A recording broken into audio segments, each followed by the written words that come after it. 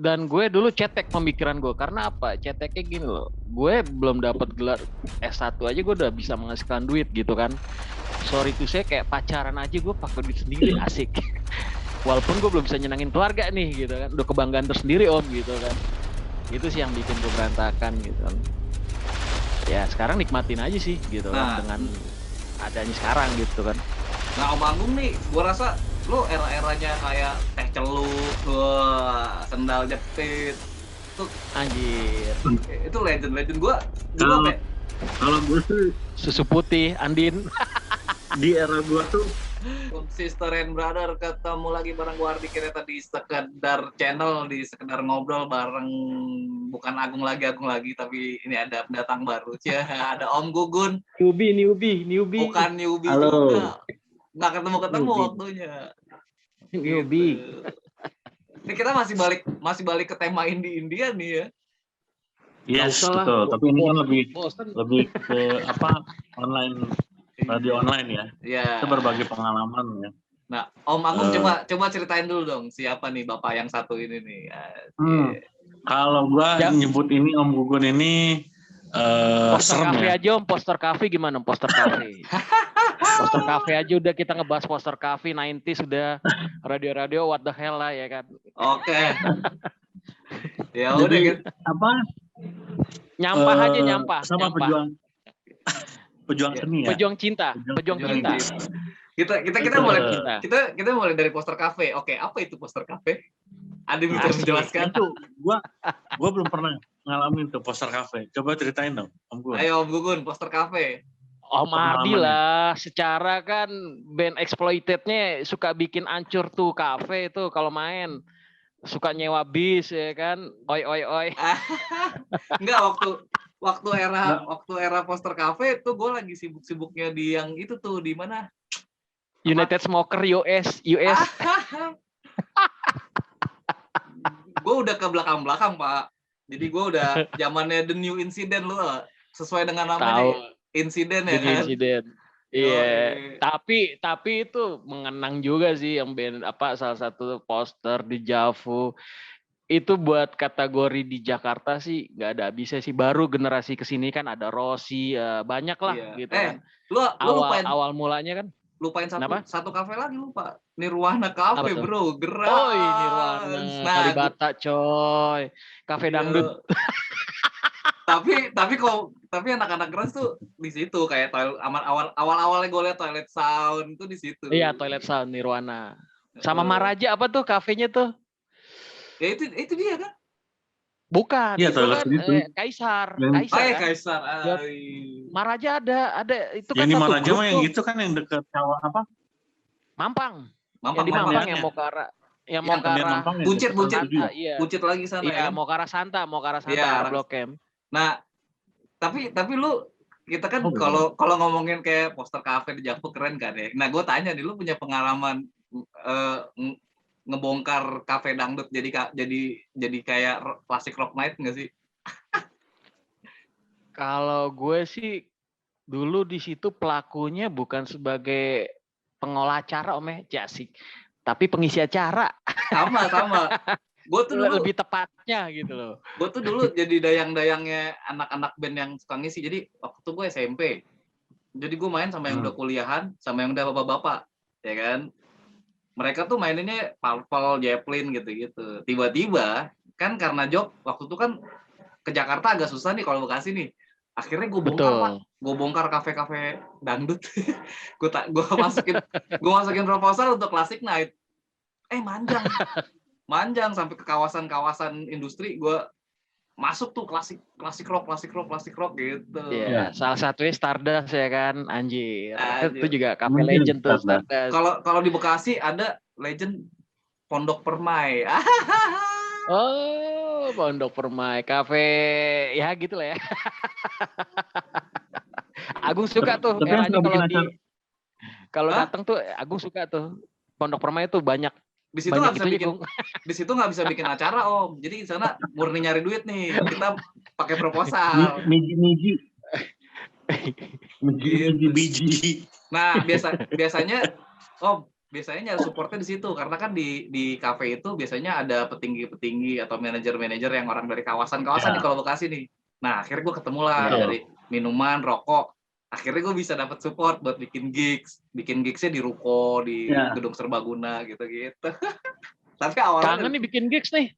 Aduh, bisa nggak ya? Kira-kira bisa. Yuk. Dengan seusia kita gini back again gitu kan. Kalau gue bilang sih kayak tapak kilas ya gitu loh kan. Iya benar kayak tapak kilas gitu kan. Rossi itu masih ada nggak sih? Rossi masih. Itu bandnya Agung Rossi main. masih. Oh iya. Gue diundur gue. Tanggal 8. Gue jadwal tanggalnya diundur gue bukan tanggal 7 atau bukan tanggal 7. Nggak apa-apa biar kayaknya akhir Agustus. Biar bisa prepare. Kalau yang di Jaksa apa tuh Om? Yang di Jaksa, gue lupa tuh ada juga tuh tempat gigs. Di Javu yang dekat. Oh iya di Jaksa Javu. tuh Iya Javu. Di Javu ya. Tapi di Javu itu identik dengan indies. Anak Britpop gitu-gitu yang musik-musik galau terus ya nggak jelas lah gitu kan. Zaman gue udah metal Pak. Zaman pas waktu gue di Bintaro sih, pas gue begitu gue pegang pop, gigs metal banyak kan rese kan. Iya, tapi identiknya itu. Kalau metal dulu terkenalnya kayak Poster. Poster siapa nggak kenal gitu kan. Ada Tengkorak, The Legend gitu kan. Terus si Umbara tuh siapa? Purgatory ya kan. Sekarang jadi produser. Purgatory kan vokalisnya si Umbara kan jadi produser film tuh kan. Gue sempat main sama yang punya studionya tuh. Mas Yoga, Blewah Studio. Oh, Yoga, tahu. Gue bilangnya Tony Stark karena apa aja bisa dibenerin. Apa aja bisa dikulik sama dia, Bos. Cuman kan zaman dulu nggak ada Om Tony Stark. Udah kan zaman tahun kapan tuh Tony? Era Purgatory udah nggak ada.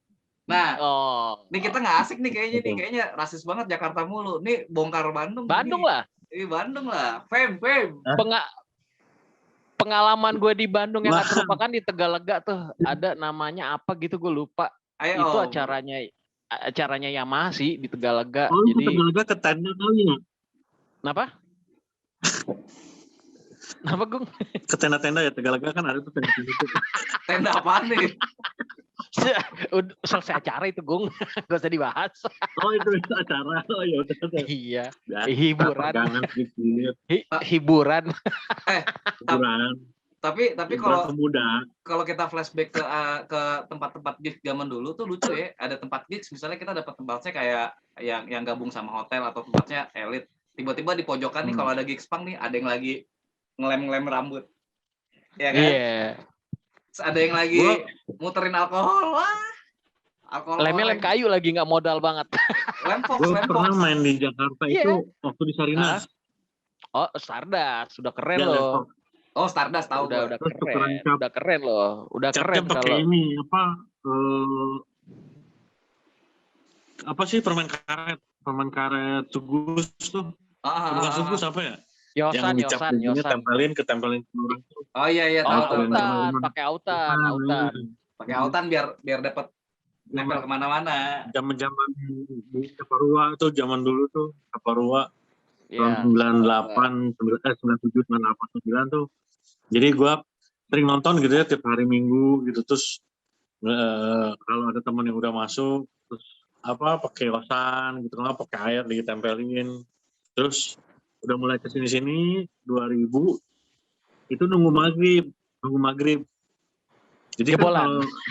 Ini pelaku bikin bangkrut pengelola acara dia tapi ngomongin soal gigs zaman dulu gue punya pengalaman lucu tuh Om. Jadi kan kita biasanya suka ngundang-ngundang nih kayak kalau Bekasi bikin kita ngundang anak Bandung lah biasanya Kang Kiming, The Gang, Druji apa gitu-gitu terus dari Bogor. Nah biasanya yang daerah-daerah bangsa kayak kalau dari Bogor kan suka ada yang dari pinggiran-pinggiran kayak Cilengsi apa gitu-gitu kan ya. Cibinong, Cilengsi Cibinong. Nah kan mereka mabuknya pakai alkohol dicampur sama minuman lagi tuh, ya kan? Nah terus begitu biasanya kalau udah multi genre ini digabung sama metal, black metal, hardcore gitu, pasti ada yang rusuh nih, pogonya atau ada rusuh deh. Apalagi waktu gua bikin itu eranya skapang baru mulai, itu rusuh banget. Nah gua yang tadinya ngurusin acara, ngurusin sound system segala macam itu berubah fungsi, jadi nangkepin yang mabok, gue tarik keluar area, gue ikat di pohon sampai acara selesai. Parah, lo Sampai. jahat, lo jahat. Enggak, daripada dia bikin rusuh berantem, mendingan gue ikat, ya kan? Karena Bekasi suka begitu. enggak, Bekasi tuh error banget pas udah era-era rusuh, ya kan? Sempat ada yang masuk rumah sakit, kita dibubarin sama polisi, kayak gitu-gitu sampai akhirnya nggak bisa keluar izin buat gigs kan. Bekasi tuh kacau, konser Slank aja hancur. Gue bisa dibilang sejarah gue kenal industri musik itu 97 kali ya, 96 97 deh. Sebenarnya sih musik itu gue dari kecil udah suka ya gitu kan. Sampai gue bilang sama bokap, gue pengen main alat instrumen salah satu, gue gituin kan. Gue paling kecil dulu, maksud gue waktu gue kecil gue suka banget ngeliat orang main drum gitu kan. Oke. Akhirnya pas gue SMP, SMA masuk ke scene-nya Pejaten, PSOP. PSOP. Tahu nggak lo PSOP? Kayak gue pernah denger deh. Lupa inget gue, lupa inget. Gimana lo? Pendirinya Lil Fish Record yang sekarang udah hijrah. Lupa inget gue, lupa inget gue. Lil Fish Record. Lil Fish Record Record. apa? Lil Fish. Logis. Lil Fish Record. Oh, Lil Fish betul. Anak Pejaten. Itu kan pendirinya, terus sekarang udah hijrah. Ya, gue belajar dari mereka dulu. Jadi zamannya mereka manggung, gue sering ikut mereka, sampai gue dicekokin. Dulu belum ada yang namanya, masih mereka sih yang namanya musiknya, menurut gue keren ya gitu kan, yang elektronik gitulah gitu kan. Dulu belum ada tuh namanya kayak Upstairs, belum. Masih mereka lah, teman mereka elektriknya itu udah kayak semi apa ya, kayak progres elektrik gitu, keren lah pokoknya. PSOP ada, terkenal lah. Nah seiring itu gue main, diajak gabung sama RGB. RGB itu kan punk melodi kan. Itu udah meninggal juga tuh si Rino. Itu salah satu guru gue juga, sampai gue nyemplung. Ya gue sih belajar musik tuh dari mereka sebenarnya. Selain gue belajar di sekolah musiknya, tapi untuk namanya jenis-jenis musik gue dari mereka tahu gitu kan. Kayak Benny gitu kan. Benny dulu masih di Six Stalls gitu kan. Ya gue tahu dari mereka gitu kan. Lo sampai mereka bilang, lo kalau terjun di musik jangan terpatok sama satu aliran, dia bilang. Lo harus menguasai semua aliran, mau dangdut, jazz, segala macam. Itu sih bersejarah banget buat gue gitu. Sampai gue yang sempet jadi pelakunya gitu kan. Bahkan dulu gue sempet yang ya semua mainan gue mainin gitu kan, aliran. Gitu kan. Makanya gue bisa ngerasain. Tapi lo enak Om. Tapi lo enak. Lo berangkat dari yang disupport orang. Kalau gue terbalik. Gue main musik itu dari, jadi gini nih. Gue mau belajar gitar aja susah. Nggak ada yang mau ngajarin. Gue cari tahu sendiri. Belajar alat musik sampai akhirnya gue bisa nguasain banyak alat musik kecuali keyboard. Keyboard. Karena waktu itu emang alat itu susah banget, langka banget. Nah itu aja nggak jadi hal yang bagus juga. Gue dibilang lu kayak pecun.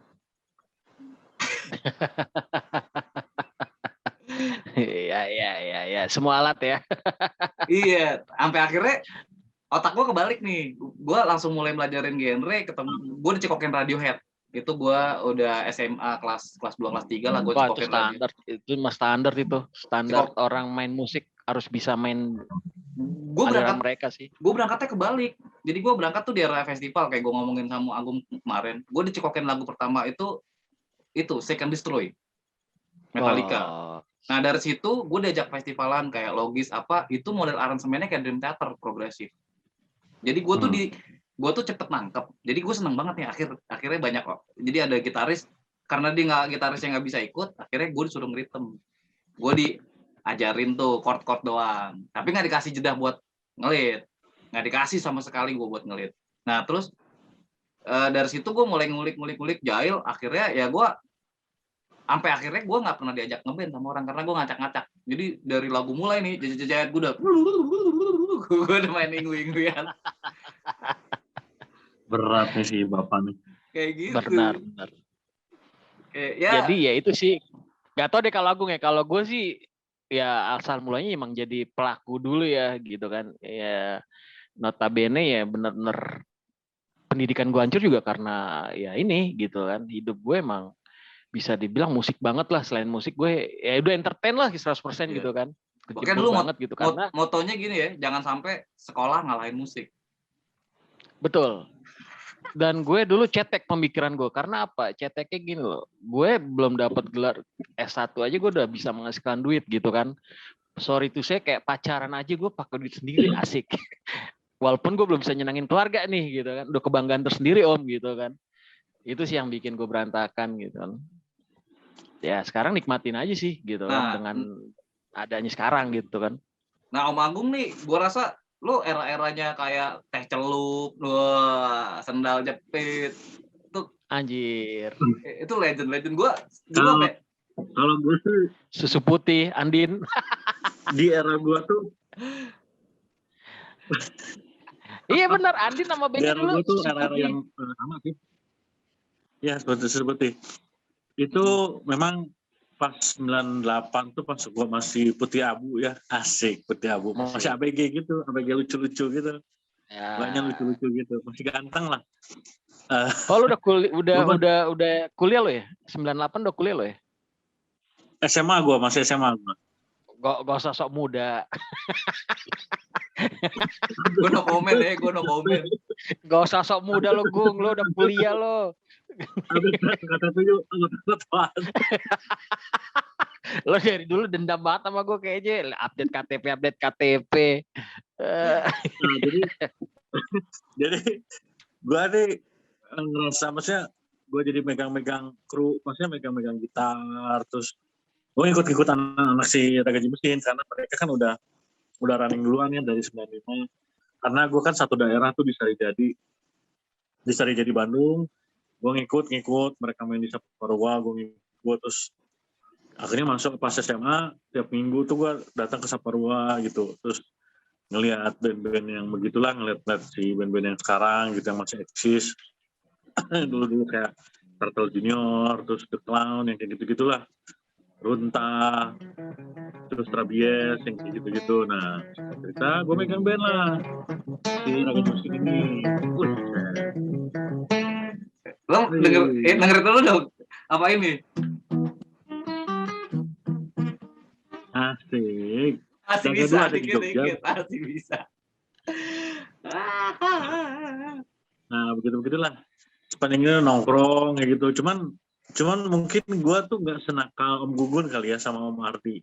Gue tuh masih nah, iya bener.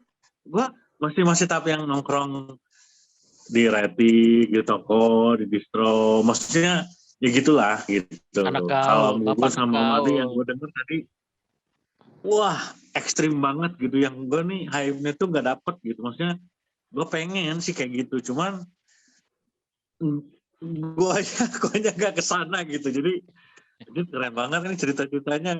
Gue pernah gini, Hardy gini. Asik nih. Gue memang langsung nyoba nongkrong gitulah di Reti, terus di nongkrong toko gitu, terus gue megang lagi band satu lagi Baksin Bagel kan sampai sekarang keluar masuk lah, ibaratnya leho lah, ibaratnya pilek dikeluarin masukin lagi gitu lagi. Berarti kalau mau kontak buat Baksin Bagel main ke lu nih Om ya? Sekalian aja kan? Iya. Itu mereka lah dua band ini yang memang bukan lagi ini ya, cuman mereka yang mengenalkan gua sih sebetulnya.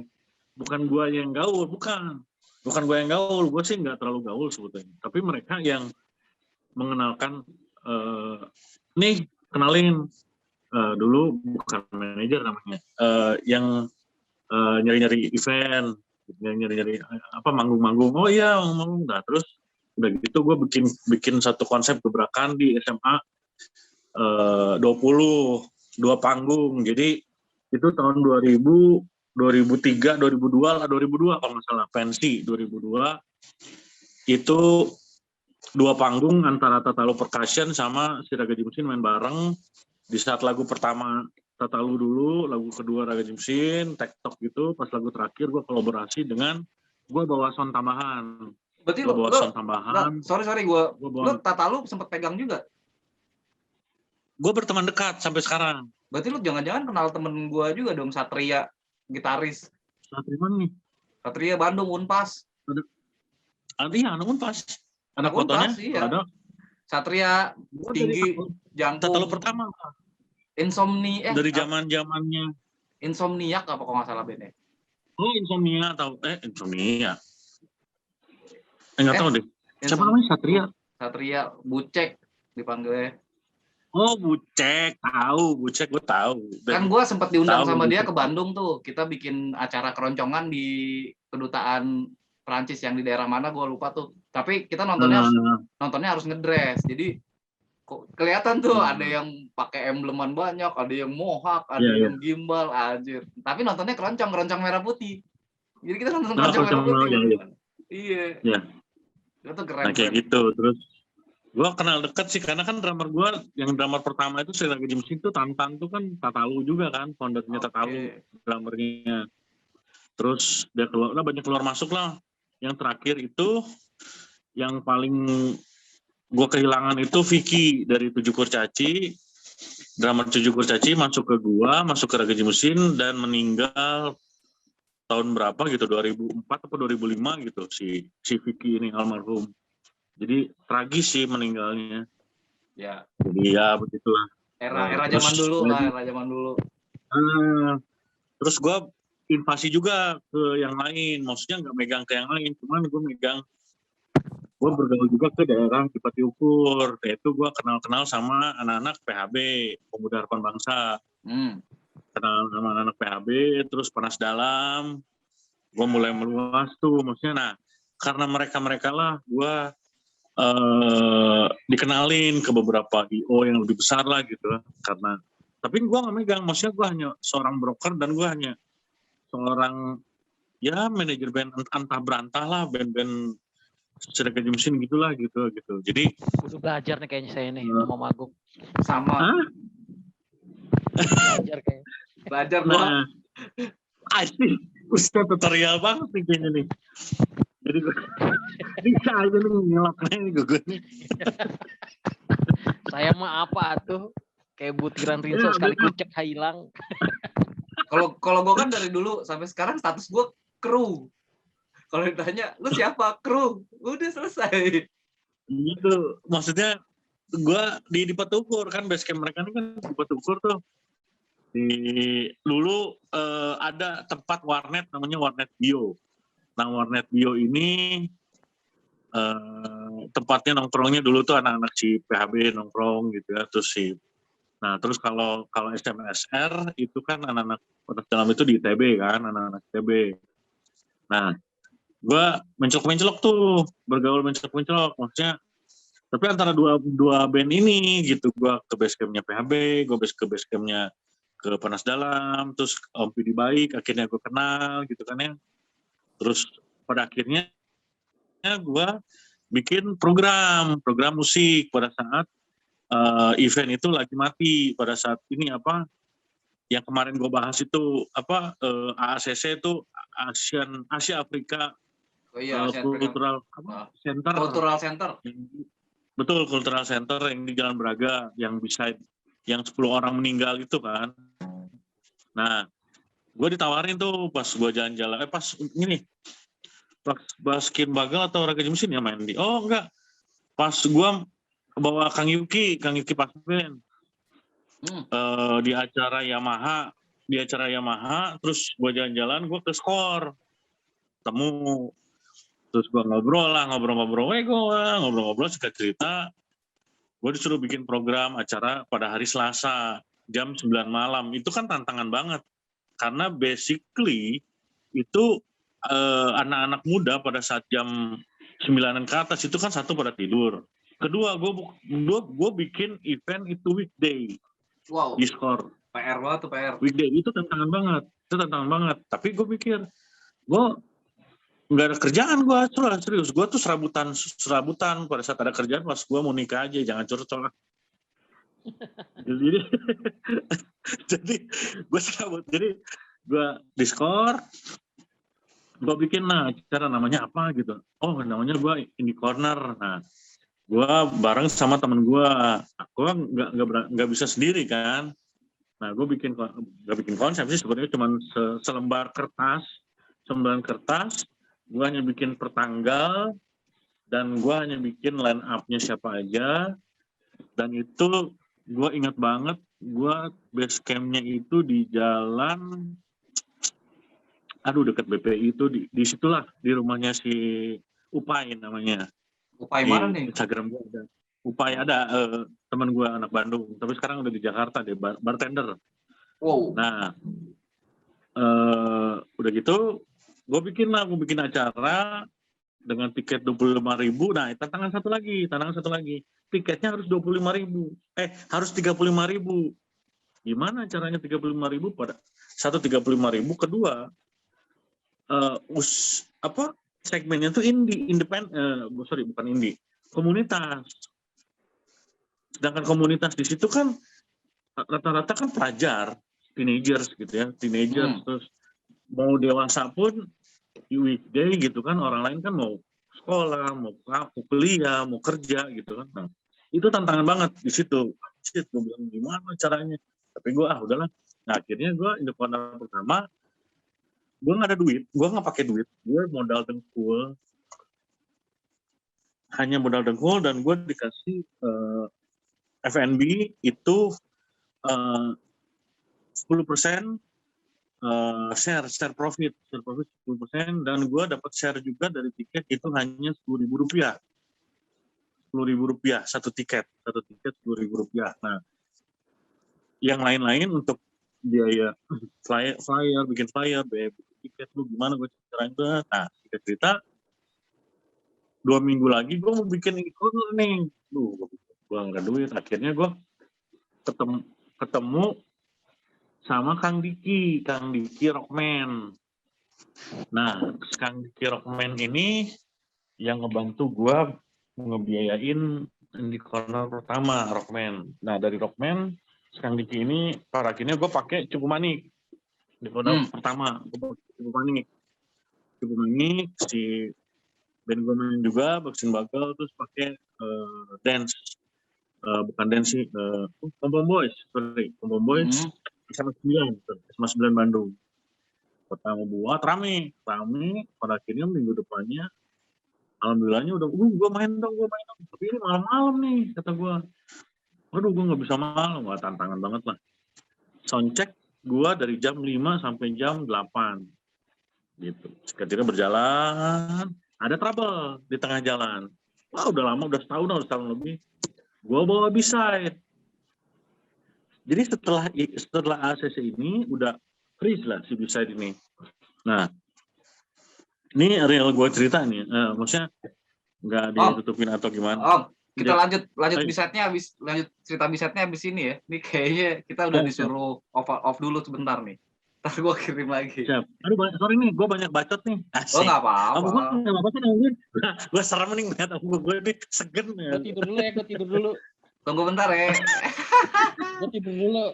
Lo berdua aja udah. Ya udah, oke, gue live dulu ya. Gue live dulu, nanti kita lanjut lagi. Oke.